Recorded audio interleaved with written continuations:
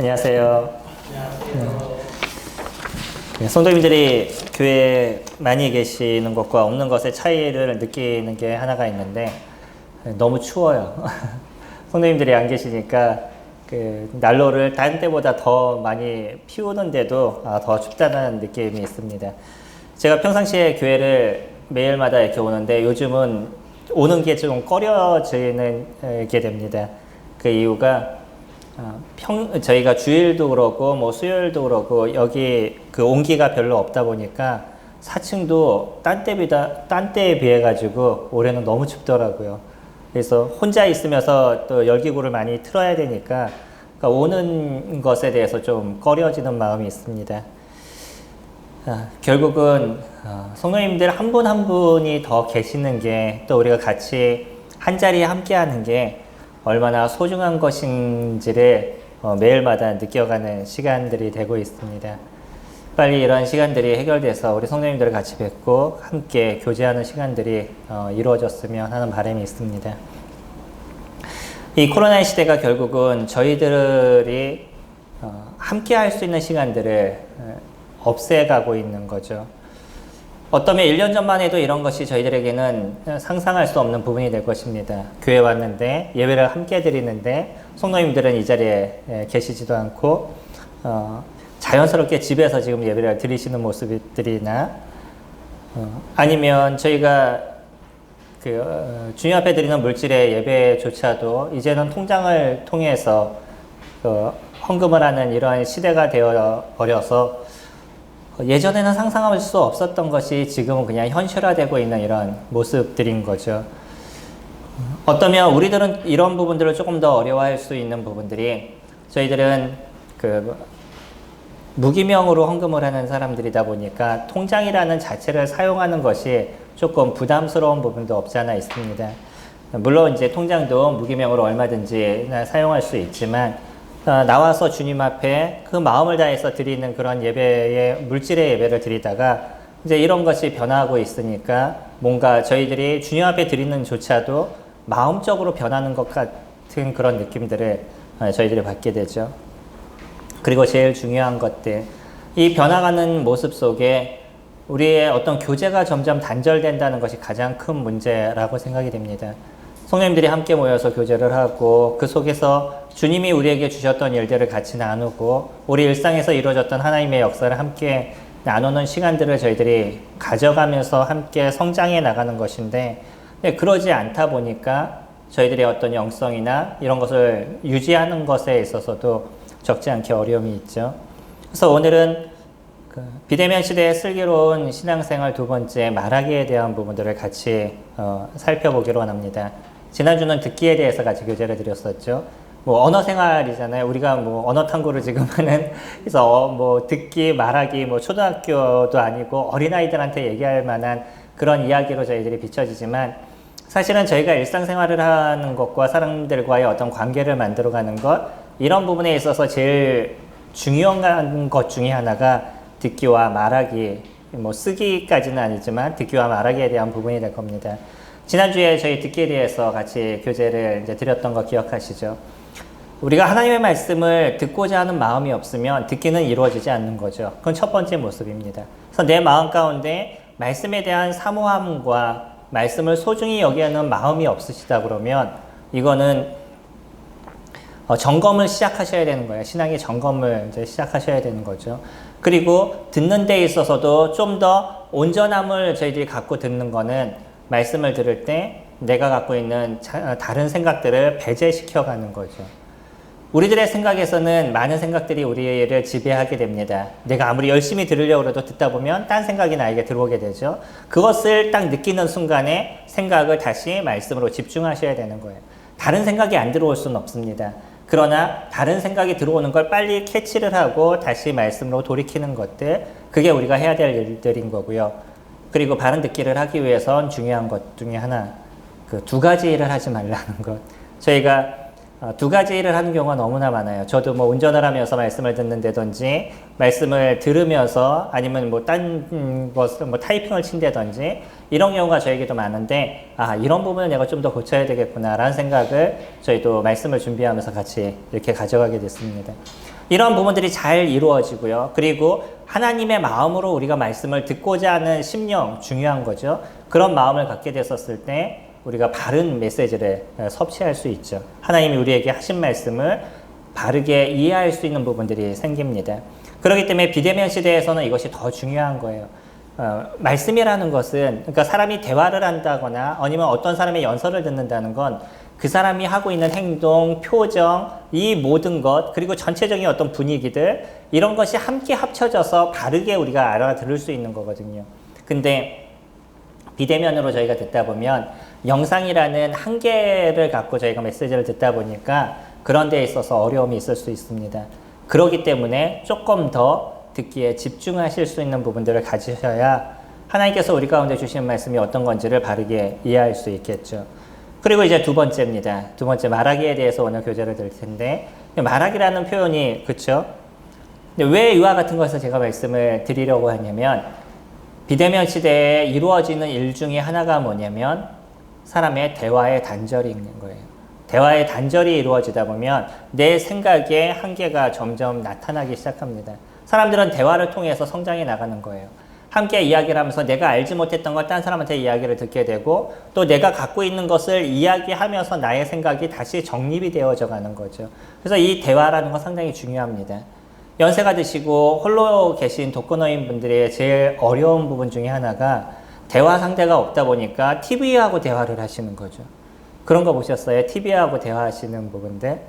혼자 오래 계시면요, 이것이 자연스러워집니다. 그냥 TV를 들으면서 내가 무슨 어떤 이야기를 하면 같이 대화하는 것처럼 보이는 거예요. 그만큼 소통이 잘 안 될 수밖에 없는 거죠. 이야기할 수 있는 사람들이 없다 보니까. 이 비대면 시대는 점점 이런 부분들이 커져갑니다. 근데 거기에 대한 문제점은 뭐냐면 내가 다른 사람과 소통하지 못하게 되면서 내 마음 가운데 우울함이나 아니면 적적함이나 이런 것이 점점 우리 안에 잔재되기 시작한다는 거예요. 그러다 보니까 코로나 블루라든지 사람들이 뭐 자살을 선택하는 부분이라든지 이런 부분들이 요즘은 많이 발생하고 있죠. 이거는 우리나라뿐만 아니라 지금 이웃나라 일본이라든지 이런 데도 아주 큰 사회적 문제로 드러나고 있습니다. 그만큼 우리에게 있어서 말하기라는 것은 중요한데 그렇다고 해서 저희가 이 비대면 시대에는 사람을 만나는 데 한계가 있는 거죠. 그렇기 때문에 우리는 그러면 이런 가운데서 어떻게 온전한 그 말하기를 이루어갈 수 있을지 오늘 그 부분을 같이 살펴보기로 원합니다. 사실 크리스찬들에게 있어서 말하기라고 얘기한다 그러면 제일 먼저 누구와 대화를 이루시겠어요? 성령님들이 생각할 때 내가 이제 대화를 한다라고 얘기하신다 그러면 제일 먼저 머릿속에 딱 떠오르는 대화의 상대는 누구셔요? 주님이셔요? 아니면 친구들이셔요? 일반적으로 우리가 대화를 한다라고 그러면 하나님과의 대화를 별로 생각하지 않습니다. 왜냐하면 하나님과 내가 대화를 한다는 것보다는 내가 있는 얘기를 그냥 이야기한다라고 생각을 하는 거기 때문에 아니면 내가 뭔가 필요를 주님 앞에 이야기한다든지 이런 것을 생각하다 보니까 하나님과 대화한다라는 어떤 개념을 잘 갖지 못하는 경우가 있습니다. 그러나 중요한 게 있어요. 우리의 기도는 하나님과의 대화입니다. 하나님과의 내가 갖고 있는 생각을 일방적으로 하나님께 막 쏟아놓는 것이 아니라 내가 갖고 있는 생각을 이야기하면서 하나님 나에게 어떤 생각을 주시는지를 귀 기울이는 시간들을 갖는데 그거는 말씀을 통해서 기억나게 하신다든지 내가 가야 될 길을 방향을 보여주시든지 여러 가지 부분으로 주님께서 저희들에게 보여주십니다. 중요한 건 뭐냐면 현실적으로 우리가 갖고 있는 생각을 주님 앞에 쭉 얘기를 하지만 그 속에서 하나님과 어떤 대화를 이루어갈지에 대해서 내가 생각하는 부분들을 가져가셔야 된다는 거예요. 우리는 오늘 다니엘을 살펴볼 것입니다. 혹시 그런 얘기 들어보셨어요? 다니엘 기도해라는 요즘 아주 유행하고 있는 하나의 부분인데 다니엘 기도해라는 이야기 들어보셨나요? 오륜교회로 제가 알고 있습니다. 오륜교회에서 이제 시작이 됐었는데 거기서 시작을 해서 이제 전국적으로 퍼져가지고 전국에서 함께 이뤄가고 있습니다. 아주 대단위로 이뤄가고 있는데 다니엘 기도회라고 그 다니엘을 모티브로 그러니까 다니엘의 어떤 기도를 중심으로 해서 사람들이 그 기도회를 만들었어요. 근데 며칠 동안 기도를 하냐면 새 일회 동안 기도를 합니다. 새 일회라고 그러면 며칠이죠? 한 일회가 며칠이죠? 일회라는 단어는 7일이 될 수도 있고 7초가 될 수도 있고 그리고 7년이 될 수도 있고 70년이 될 수도 있어요. 근데 문맥에서 쭉 살펴보면 그때 당시 얘기하고 있는 새 이래, 어디에 등장하냐면 다니엘서 10장에 등장합니다. 다니엘이 새 이래 동안 그 고통 가운데 기도하는 시간들을 가져가게 되는데 이 새 이래, 다시 얘기하면 7일, 그래서 7에 20일, 21일 동안 기도하는 시간들을 그들이 가져가요. 전국적으로 함께 기도하면서 그 속에서 일어났던 많은 역사들, 하나님께 함께 하셨던 것들, 또 기도가 시작되면서 여러 교회에서 기도 제목들이 올라오고 그 제목들이 같이 보면서 함께 기도하는 시간들을 갖는다라고 이야기를 합니다.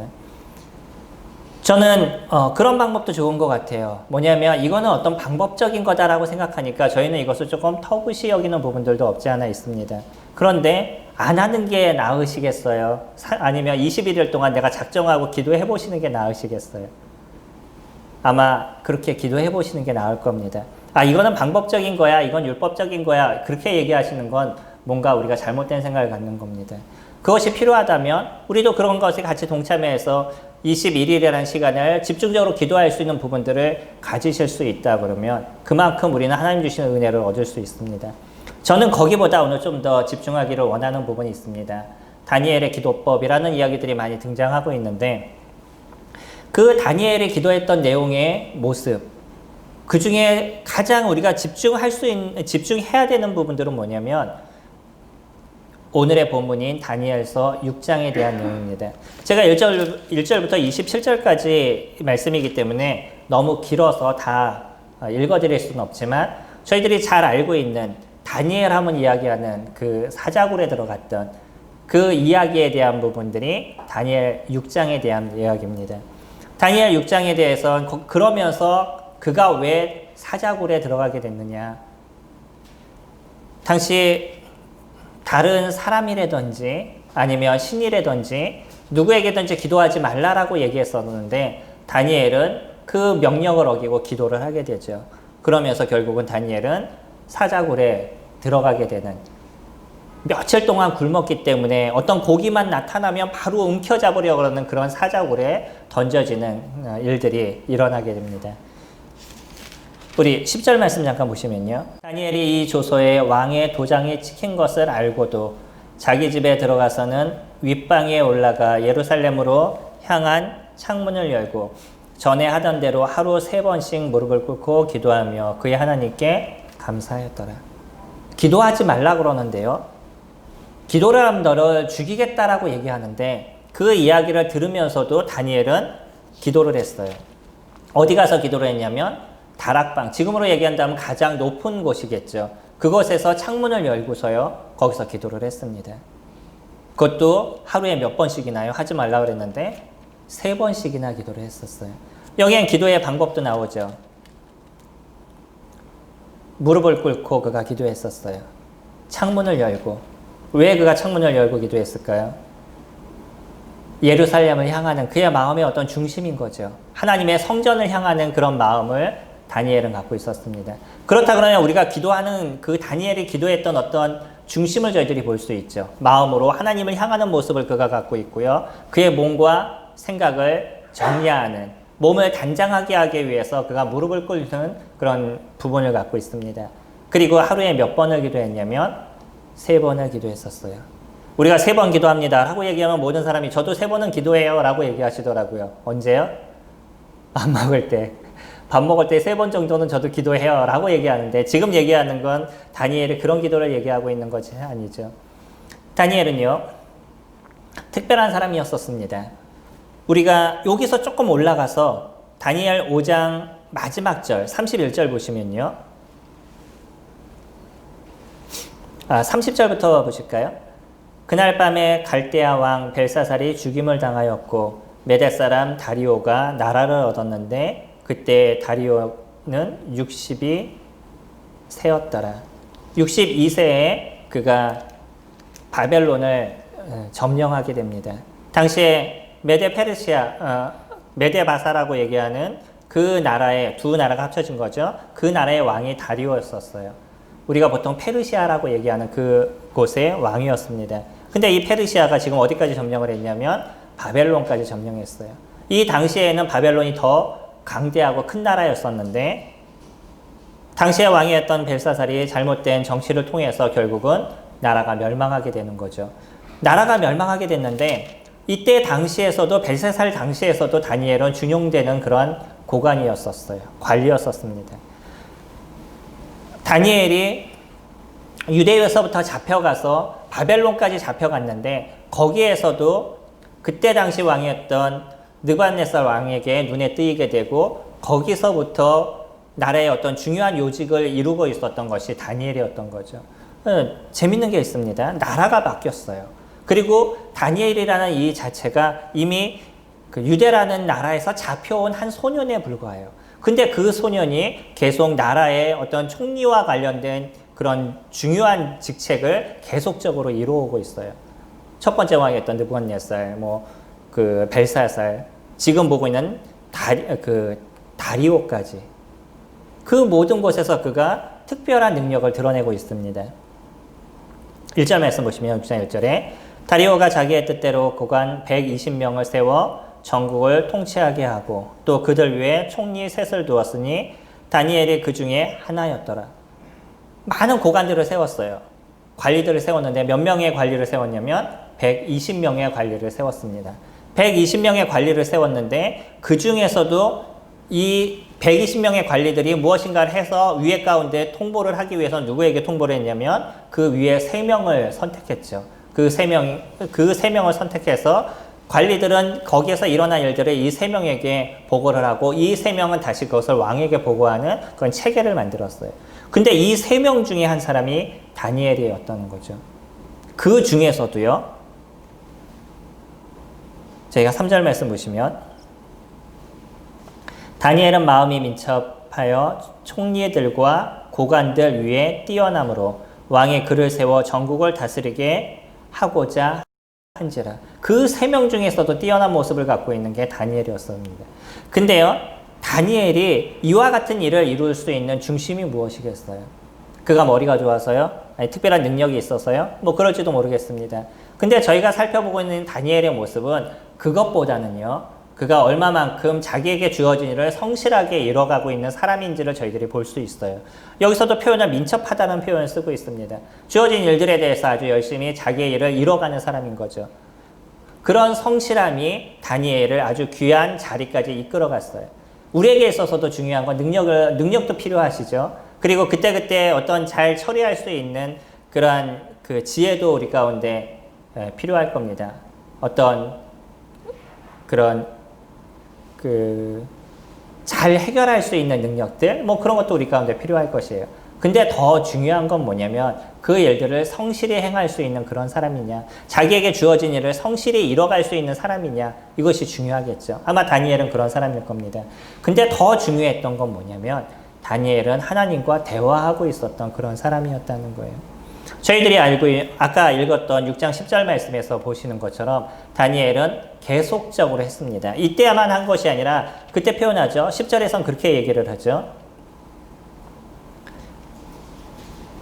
중간에 보시면 예루살렘으로 향한 창문을 열고 전에 하던 대로 하루에 3번씩이라고 해요. 그가 전에 하던 대로라고 해요. 그러면 계속적으로 그는 잡혀가서부터 계속 하루에 3번씩 예루살렘에서 향해서 문을 열고 기도하는 시간들을 가졌다는 거죠. 우리는 물론 구약의 내용을 살펴보면 하루에 3번 기도하라는 어떤 명령이나 이런 것을 찾기가 쉽지가 않습니다. 보통 제사를 지낼 때 아침에 제사를 지내거나 저녁에 제사를 지내서 2번 정도 하나님 옆에 나가서 기도하고 이런 모습들은 보여지지만 하루에 3번 기도해라 이런 부분에 대해서는 특별한 명령이 나오진 않아요. 이것은 어디에서 시작된 것인지 잘 알 수도 없습니다. 근데 놀라운 게 뭐냐면요, 이렇게 특별한 능력을 행하고 있었던 사람들의 특징이 하루에 3번씩 주님 앞에 나가서 기도하고 있는 그런 모습이었다는 거예요. 여기 우리 손을 잠깐 놓으시고 시편 말씀 보시면 시편 55편 말씀입니다. 55편 17절에 다윗이 너무나 고통스럽게 지금 시편 55편을 쓰고 있습니다. 이 시편 55편은 사람들로 인해서 실망하고 사람들에게 있어서 배반당하고 이런 것에 대한 고통과 아픔에 대한 이야기인데, 이게 그냥 내가 싫어하는 사람, 많은 사람들이 나를 싫어해서, 그냥 내가 잘 모르는 사람이 내가 싫어서 나에게 있어서 비난하고 조소하고 이런 것이 아니라 자신이 가장 근처에 있었고 자기가 기댈 수 있었던 그런 좋은 사람들, 이런 사람이 나중에 등을 돌리고 자기를 비판하고 손가락질하고 막 이런 대적으로서 나타난 그런 상황이었어요. 그 마음이 얼마나 아프겠어요. 원래 내가 싫어하는 사람이 나에게 뭐라고 얘기하는 건 그렇게 문제가 되지도 않아요. 근데 내가 마음을 줬고 나와 함께했던 내가 마음을 줬던 그런 사람이 어느 순간 뒤돌아서서 나에게 있어서 비판하고 판단하고 그리고 창을 드러내고 칼을 드러내고 이런 모습이 되면 너무나 아프고 고통스러움의 모습들이 있게 되는 거죠. 저도 인생을 살면서 그런 경험들을 간혹 하게 되는데 그것처럼 힘들 때가 없습니다. 지금 다윗은 그런 고통에 대한 것을 지금 토로하고 있어요. 근데 이런 상황에서 다윗이 어떻게 했냐면 17절에 저녁과 아침과 정오에 내가 근심하여 탄식하리니 여호와께서 내 소리를 들으시리로다. 다윗도 언제 기도를 해요? 이런 상황 속에서 저녁, 아침, 정오. 우리가 보통 얘기하면 아침, 점심, 저녁이라고 얘기하죠. 이 3시간 동안 나가서 하나님께 기도하는 모습을 다윗도 가졌어요. 놀라운 거죠. 어디에서 특별히 이렇게 해라 라는 얘기가 없음에도 불구하고 다윗도 이러한 시간들을 가졌고요. 누구도요? 다니엘도 이와 같은 시간들을 가졌다는 거예요. 이거는 그가 하나님께 나와서 하나님 앞에 자신의 생각을 다 내려놓고 토로할 수 있는 이런 시간들입니다. 성도님들 그런 시간 가져보셨어요? 우리가 보통 아침에 일어나서 주님 앞에 기도하세요. 저녁에 자기 전에 기도하세요. 이런 얘기는 아마 수도 없이 들으셨을 거예요. 근데 이러한 시간들이 나에게 잘 이루어지지 않게 되는 거죠. 이것이 잘 이루어진다 그러면 아마 성도님들의 영적인 삶은 잘 만들어져 가는 겁니다. 물론 딱 일어나서 하나님 감사합니다. 짧게 1분, 5분, 이 정도 기도하는 건 어떠면 할 수 있을지도 모르겠어요. 제가 말씀을 드리는 건 이 시간에 주님과 대화하는 시간들을 가지시냐는 거예요. 이 시간에 내 마음을 주님 앞에 다 내려놓고 하루를 하나님과의 교제 가운데 시작할 수 있는 시간들이 되고 계시냐는 거죠. 그리고 점심시간에 우리가 밥을 먹고 조금 쉬는 시간을 통해서 이때는 좀 제약이 있겠죠. 밖에 나가는 시간이고 우리가 일상을 이뤄가는 시간들이니까. 근데 이런 시간 속에 나가서 주님 앞에 기도하는 시간들을 가져가고 계시냐.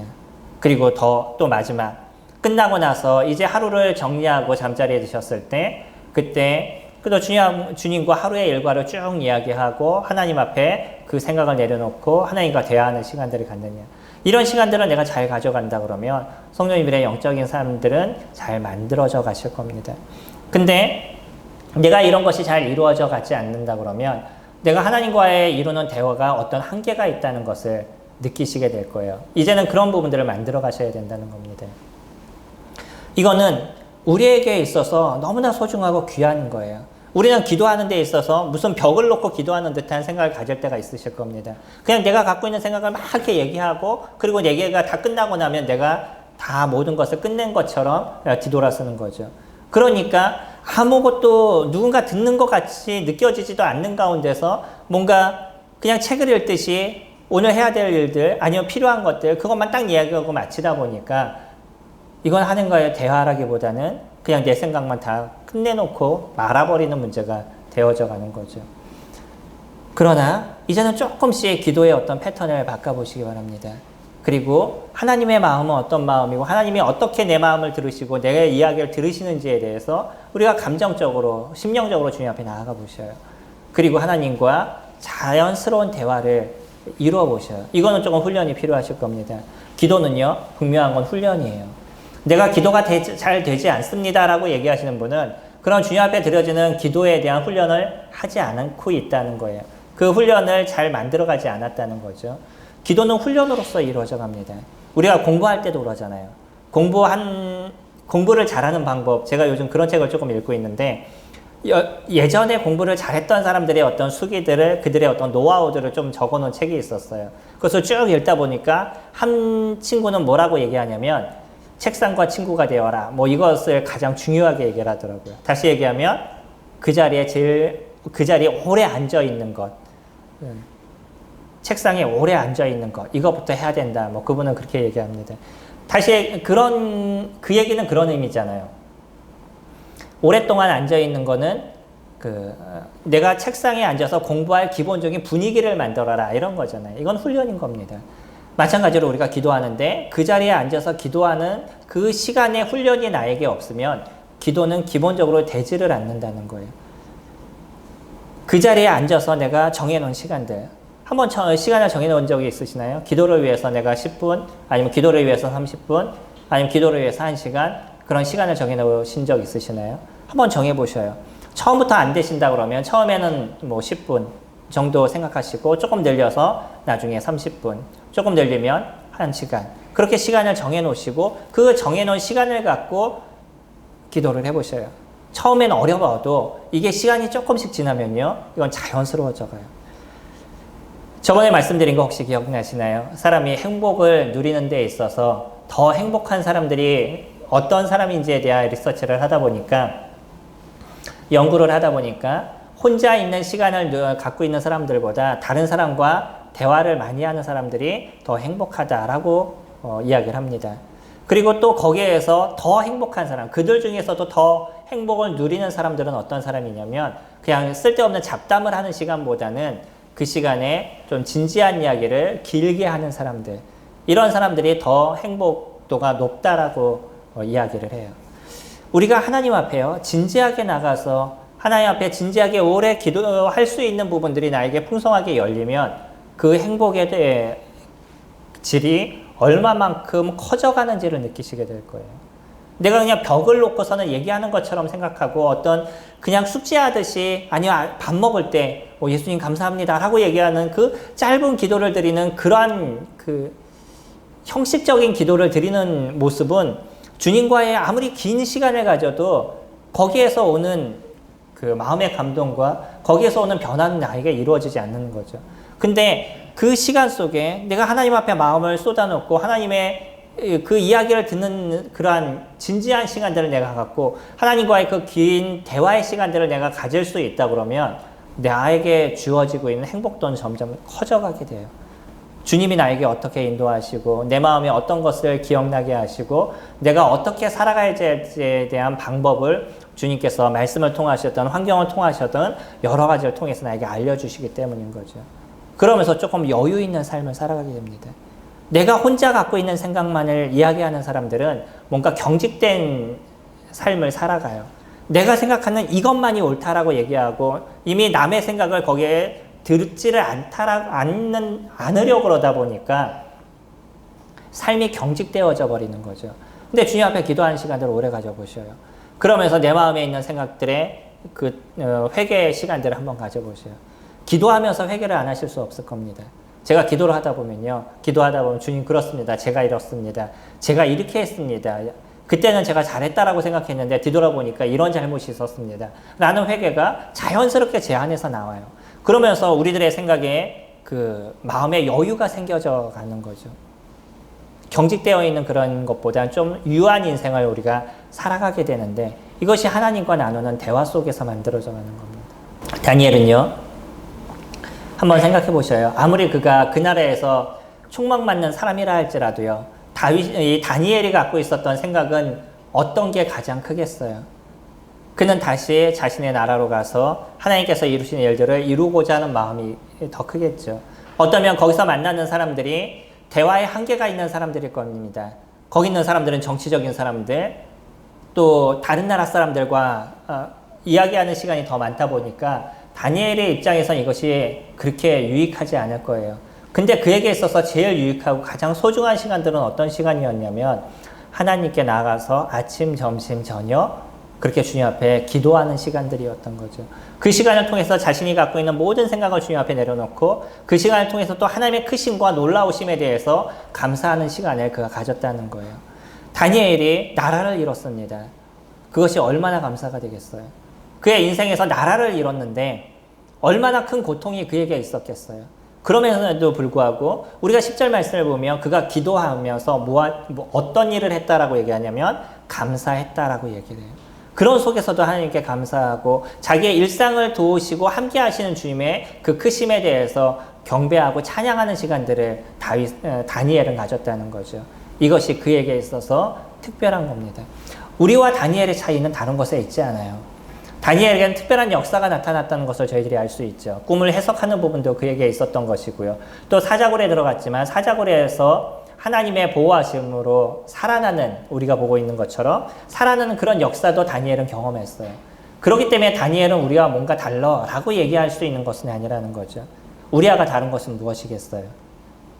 그거는 다니엘은 하나님을 하나님으로서 인정하는 삶을 살았던 것이고, 그 다니엘은요, 하나님께 나아가서 하나님과 대화하고 하나님께 기도하는 삶이 그에게 있어서 가장 소중하고 귀한 시간인 것을 기억하고 만들어갔던 사람이었다는 거예요. 그래서 아침, 점심, 저녁 이 시간을 통해서 하나님과 대화하는 시간들을 가져가다 보니까 그 외적인 다른 부분들이 부족하다 할지라도 충분히 그에게 있어서의 삶의 만족도, 행복도는 상당히 큰 인생을 다니엘이 살아가고 있었던 거죠. 이 비대면 시간 속에 성도님들이 해야 될 가장 중요한 부분이 그 부분입니다. 하나님과의 많은 대화를 이루시기 바랍니다. 내 삶의 아주 작은 것까지 주님 앞에 내려놓고, 내 생각이 아주 작은 것까지 주님 앞에 내려놓고 기도할 수 있는 그런 시간들을 만들어 가시기 바랍니다. 그것이 아침, 점심, 저녁을 통해서 내가 작정하고 이 일을 해보겠다라고 생각하고 일을 이뤄보시기 바랍니다. 사람이 습관이 되기 위해서는 며칠이 된다라고 말씀을 드렸었죠. 혹시 기억하시나요? 사람이 습관이 되기 위해서는 며칠이 필요하다고 그랬죠. 심리학자들이 연구한 데에 있어서는 66일이 필요하다라고 얘기합니다. 보통 2달 정도라고 얘기하죠. 66일이면. 66일 동안 내가 그것을 꾸준히 하다 보면 내 몸에 습관이 된다라고 얘기를 해요. 이건 뭐 통계적인 거기 때문에 또 사람마다 다를 수 있기 때문에 그럴 수도 있고 아닐 수도 있지만, 우리가 일반적으로 그러면 한 2달 정도 작정하고 해보면 어느 정도 나에게 자연스러운 습관이 되어져 간다는 거죠. 한번 해보시기 바랍니다. 아침, 점심, 저녁 주님 앞에 내가 정해놓은 시간을 갖고 하나님과의 좋은 대화들을 이뤄가는, 내가 그냥 기도를 하겠다라는 게 아니라 하나님과 대화하는 시간들을 가져오겠다라고 생각하시고 그 3번을 이뤄보시기 바랍니다. 하나님께서 어떤 역사를 이루시는지를 경험하게 되실 거예요. 두 번째로는요, 저희 11절부터 27절까지의 내용인데, 나중에 기회가 되시면 6장 전체를 한번 쭉 더 깊게 읽어보시고 묵상해 보시기 바랍니다. 25절부터 잠깐 보시면, 이에 다리오 왕이 온 땅에 있는 모든 백성과 나라들과 언어가 다른 모든 사람들에게 조서를 내려 이르되, 원하건대 너희에게 큰 평강이 있을지어다. 내가 이제 조서를 내리노라. 내 나라 관할 아래에 있는 사람들은 다 다니엘의 하나님 앞에서 떨며 두려워할지니 그는 살아계시는 하나님이시요 영원히 변하지 않으실 이시며 그의 나라는 멸망하지 아니할 것이요 그의 권세는 무궁할 것이며 그는 구원도 하시며 건져내기도 하시며 하늘에서든지 땅에서든지 이적과 기사를 행하시는 이로써 다니엘을 구원하여 사자의 입에서 벗어나게 하셨음이라 하였더라. 다리오도요, 다니엘을 총애했습니다. 그래서 다니엘이 잡혀서 사자굴에 들어가는 부분을 막으려고 노력했지만 이미 조서를 꾸며서 자기가 도장을 찍었기 때문에 이거는 자기 마음대로도 변하게 할 수 있는 것은 아니었던 거죠. 다니엘을 살리고 싶었지만 그에게도 한계가 있었습니다. 근데 그 다니엘은 누가 살렸어요? 하나님께서 살리셨어요. 그것도 누구의 입에서요? 사자의 입에서 먼저 냈습니다. 나중에 이러한 모략을 꾸민 그런 총리들과 거기에 함께 관련되어 있는 사람들을 사자굴에 딱 집어넣었더니요, 다니엘에게 넣었던 똑같은 사자였었는데, 그때 당시에는 사자들이 온순하게 앉아 있었던 이 사자들이 그 나머지 사람들을 그 안에 집어넣으니까 땅에 떨어지기 전에 잡아서 죽였다라는 표현이 등장을 합니다. 그만큼 이 사자들이 굶주려 있었던 사자들이었다는 거예요. 그럼에도 불구하고 이 사자가 다니엘을 죽이지를 못했습니다. 누가 막으셨어요? 하나님께서 막으신 거죠. 그것을 다니엘은 직접 보았어요. 다니엘이 했던 이야기들을 보았습니다. 하나님 다니엘에게 나타난 그런 역사를 보았어요. 그리고 나서는요, 이제 이 다리오가 거기에서 끝나는 것이 아니라 자기가 관할하고 있는 그 모든 나라에 조서를 다 보내서 누구를 경배하는 삶을 살라고요? 하나님을 경배하는 삶을 살아라 라고 얘기를 했어요. 그 하나님은 어떤 하나님이시냐면 영원히 변하지 않으시는 분이고요. 그의 나라는 멸망하지 않을 것이고요. 그의 권세는 무궁하다라고 얘기를 해요. 그렇기 때문에 너희들은 하나님 앞에서 떨며 두려워하라 라고 얘기하죠. 하나님을 경험한 사람들의 이야기입니다. 하나님을 경험하지 않은 사람들은요, 하나님의 말씀 앞에서 떨거나 두려워하지 않아요. 하나님의 말씀이 나에게 있어서 그렇게 소중하게 느껴지지 않기 때문에 말씀을 귀히 여길 수 있는 그런 마음조차도 갖지 않는 거죠. 하나님을 아는 사람들은요, 그것을 경험한 사람들은 하나님의 말씀의 준엄함과 놀라움과 두려움을 가질 수밖에 없는 거예요. 지금 다리오도 그러고 있죠. 자기가 경험한 것을 그대로 얘기해요. 너희는 하나님 앞에서 떨고 두려워하라 라고 얘기를 하죠. 지금의 많은 사람들이 하나님을 조소하는 사람들이 있습니다. 이 사람들이 왜 그래요? 왜 기독교인들을 욕해요? 물론 기독교인들이 잘못한 부분들이 있어서 그럴 수도 있습니다. 근데 더 중요한 거는 그들이 하나님을 알지 못하기 때문에 그런 것이에요. 하나님 앞에 함부로 얘기하는 것이 어떤 결과를 그들에게 나타나는지에 대해서 그들이 모르기 때문인 거죠. 모든 것을 다 갖고 있었던 이 다리오도요, 하나님이 하셨던 그 일을 딱 보는 순간에 거기서 두려움을 느끼는 것을 느껴요. 만약에 우리가 하나님의 말씀에 두려움을 느끼지 않으신다 그러면 우리들의 신앙을 점검해 보셔야 됩니다. 하나님의 말씀에 있어서 그것이 나에게 양심에 찔리거나 그 양심을 보는데, 그 말씀을 보는데 나에게 아무런 감각이 없다라고 생각하시면 나의 신앙을 돌아보셔야 되는 거예요. 그리고 또 하나, 내가 하나님과의 관계 속에 있게 되면, 하나님과의 대화 속에 내가 있게 되면 그 다음부터 내 주변에 있는 사람과의 관계가 얼마나 소중한지를 더 잘 느끼게 된다는 거예요. 다니엘의 역사를 통해서 다리오와 관계가 더 아름다워져 가는 거죠. 우리에게 있어서도 우리가 하나님과의 관계가 온전해지면 성도들과의 관계가 더 온전해질 것입니다. 우리가 하나님과의 관계가 온전해지면 내 가족과의 관계가 더 온전해져 나가게 될 것이에요. 지금 성도들을 만나지 못하시니까 마음이 얼마나 어려우셔요. 그러지 않으시나요? 교회 가운데 제가 교회를 와도 성도님들을 몇 분밖에 뵙지 못하는 것이 너무나 힘들고 어려운 마음이 있습니다. 교회로 오지 못하는 성도님들이 얼마나 마음 가운데 어려우시겠어요. 집에서 예배를 드리시는 분들이. 성도님들과 대화를 하시고 성도님과 교제를 하고 싶은 마음이 너무나 큼에도 불구하고 지금 그런 일들을 이루지 못하고 계신 것에 대해서 얼마나 힘들고 어려우시겠어요. 근데 만약에요, 이런 비대면의 시간이 우리가 1년의 시간을 보내다 보니까 이것이 나에게 자연스러워져 가고 교회에 오는 것이 이제는 조금 귀찮아지고 이제 성도들과 만나서 얘기하는 것이 좀 귀찮아지고 그냥 교제를 안 해도 그냥 살아가는데 큰 문제가 없어 라고 생각하신다 그러면 그거는 문제가 되시는 거죠. 그것 또한 나에게 있어서 신앙을 점검해 보셔야 돼요. 내가 성도들과의 교제가 필요하다라고 느끼지 않는다. 성도의 교제가 없어도 내가 살아가는데 문제가 없다라고 생각하시면 이건 내 신앙에 문제가 있는 것입니다. 하나님과의 관계가 온전해지면요, 당연하게 성도의 관계가 그리워져가는 인생을 살아갈 수밖에 없어요. 내가 하나님과의 관계가 온전해지면 이것을 성도들과 함께 나누고 성도들이 갖고 있는 아름다움을 같이 듣고 싶은 그런 마음이 나에게서 커져갈 수밖에 없는 거죠. 성도들은 예수 그리스도의 피값을 통해서 거듭난 존재들인 거죠. 그 안에서 얼마나 큰 역사들과 능력이 일어나겠어요. 제가 보고 싶은 여러 성도님들이 계시고 또 교제하고 싶은 많은 부분들이 있는데 그런 부분 속에서 그런 일들이 저에게 더 크게 일어나는 부분들은 함께 기도함을 통해서 나타난 역사들을 귀에 가운데 그분들의 입술을 통해서 듣고 있기 때문이에요. 저에게도 기도하는 부분들이 있습니다. 또 다른 분들이 기도하시는 부분이 있어요. 근데 이 서로 기도하는 부분들이 합심해서 기도하다 보니까 거기에서 나타난 역사들이 드러나고 있는 것을 보고 있어요. 그러다 보니까 성도님들을 더 만나고 싶죠. 어떻게 기도하셨는지, 어떤 삶이 어떻게 변해가고 계시는지 그거에 대해서 더 듣고 싶은 마음이 있는 거죠. 이게 하나님과의 관계 회복에서 나타난 겁니다.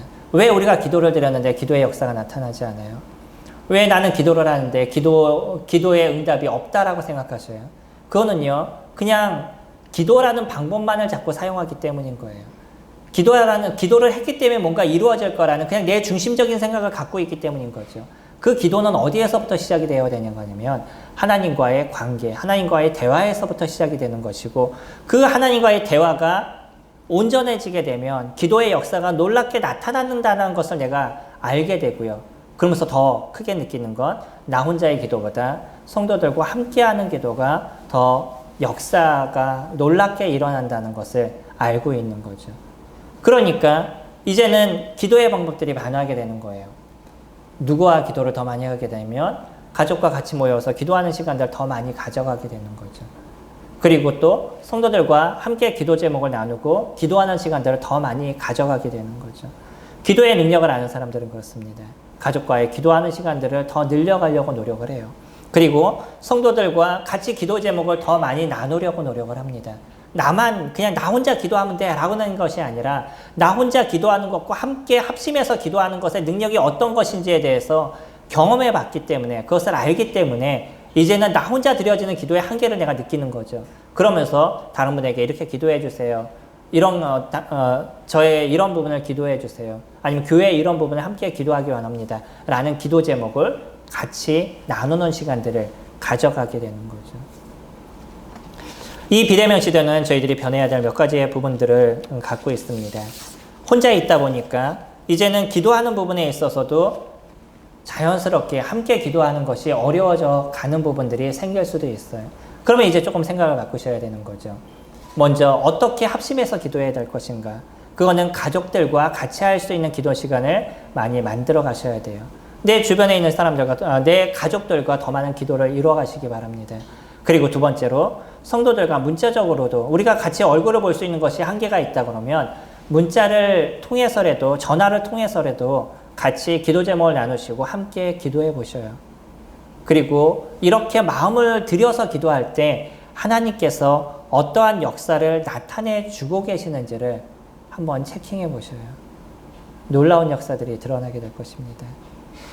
다니엘은 우리와 다른 삶을 살아가고 있었던 사람은 아니었었어요. 그는 우리와 특별한 어떤 다른 부분이 있는 그런 사람이 아니었습니다. 오히려 야고보는 엘리야를 향해서도 그렇게 얘기하고 있잖아요. 그는 우리와 성정이 같은 사람이로되 라고 얘기하고 있어요. 엘리야는 우리와 성정이 같다는 거예요. 근데 그가 기도했더니 비가 내리지 않고요. 그가 다시 기도하니까 비가 왔다라고 얘기를 하죠. 어떻게 해서 그러겠어요? 특별해서요? 물론 선지자 중에 가장 유명한 선지자 중에 선지자라고 얘기하면 엘리야를 얘기할 수 있을 겁니다. 그러나 그렇다고 해서 그 사람이 특별하지 않다는 거예요. 그가 하나님을 의지하고 하나님을 인정하는 삶을 사는 사람이었기 때문에 그렇다는 거죠. 다니엘도 그렇습니다. 다니엘도 동일하게 우리와 성정이 동일한 사람이에요. 우리하고 특별한 다른 부분이 있지 않습니다. 그러나 무엇이 다르냐면 그는 하나님을 전적으로 의지하고 인정했던 사람인 것이고요. 그는 하나님과의 대화에 그의 마음과 생각을 쏟았던 사람인 거예요. 우리도 이제 그와 같은 모습들을 나타낼 수 있습니다. 우리도 그와 같은 삶을 살아갈 수 있는데 그러기 위해서 내가 하나님을 얼마만큼 인정하는 삶을 살아가느냐, 이것이 진짜 중요한 거죠. 하나님의 그 능력과 하나님의 역사를 인정하는 삶을 살아가고 그분을 두려워하고 그분을 앞에 떠는 인생을 내가 살아가면 하나님께서 우리들의 삶에 어떤 것을 만들어 가시는지를 우리가 경험하게 될 거예요. 그리고 나서 다니엘처럼 하루에 3번씩 주님 앞에 나가서 기도하는 시간들을 가져보시기 바랍니다. 그리고 두 번째로요. 누구와 기도하는 시간들, 합심해서 기도하는 시간들을 이루시라고요. 가족들과 함께 합심해서 기도하는 시간들을 만들어 가시기 바랍니다. 그리고 세 번째로요. 성도들과 같이 얼굴을 뵐 수 있다 그러면 우리가 대단위로 만나지 못한다 할지라도 2-3명이 만나실 수 있잖아요. 성도들과 같이 만나셔서 같이 기도하는 시간들을 가져가시기 바랍니다. 우리 교회 가운데 가장 부족한 부분이 있다 그러면 아마 그게 기도가 아닌가라고 생각합니다. 성도님들 2-3명씩 만나서 때로는 집에서 교회에서 함께 기도하는 그런 기도의 무리가 많아져야 됩니다. 교회를 위해서 기도하고 성도들을 위해서 기도하는 이런 일들이 커져 가셔야 돼요. 그냥 만나서 잠깐 이야기하고 헤어지는 것이 아니라 만났을 때 그 이야기를 갖고 같이 기도할 수 있는, 그래서 교회를 위해서 기도할 수 있는 이런 부분들이 커져 가셔야 돼요. 이런 분들이 커져가면 교회가 변하게 될 것이고 우리의 삶이 변하게 될 것입니다. 오늘 3가지 부분 기억하셨죠? 3가지 부분 기억하시고 이 비대면의 시대 우리가 어떻게 살아갈 것인지, 어떻게 우리가 말하는 부분들을 잘 이루어가게 될 것인지 기억하시는 그런 성도님들이 되길 원합니다. 말씀 한 구절만 더 살펴보겠습니다. 디모데전서 6장 말씀입니다. 올 한 해 저희들은 선한 일을 중심으로 살아왔습니다. 한 해를 어떻게 생각하셨나요? 한 해 동안 선한 일을 얼마나 이루셨나요? 제가 말씀을 보면서도 우리가 가야 될 길에 어떤 길을 정확하게 다시 한번 기억하게 되는 것 같습니다. 디모데전서 6장 18절 말씀 보시면 선을 행하고 선한 사업을 많이 하고 나누어 주기를 좋아하며 너그러운 자가 되게 하라라고 얘기를 하죠. 우리가 보이지 않는 가운데서도 성도들을 위해서 기도할 수 있는, 이 선한 일을 위해서 마음을 쓸 수 있는 저희들이 된다 그러면 하나님께서 이 교회의 놀라운 축복을, 우리 각자의 삶에 놀라운 축복을 이루어 주실 것입니다. 올 한 해도 나머지 시간 잘 마무리하시고 주님 앞에 기도하는 데 마음을 쓰시는 저와 성도님들이 되기를 소망합니다.